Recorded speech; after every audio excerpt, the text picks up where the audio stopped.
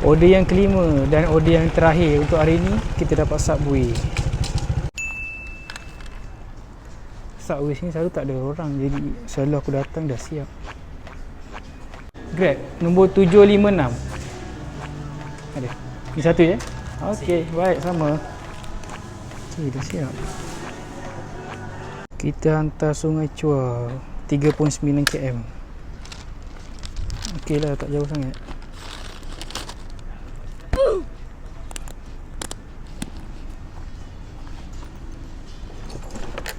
Okey, jom kita hantar Subway ke Sungai Chua. Aku dah sampai KK Sungai Chua ni. Tapi dia tak ada bagi alamat yang terperinci pula. Dekat bahagian apa ke. Kalau ada meja drop off, aku drop off situ je lah. Kita call kita try call. Ya betul. Okey, welcome.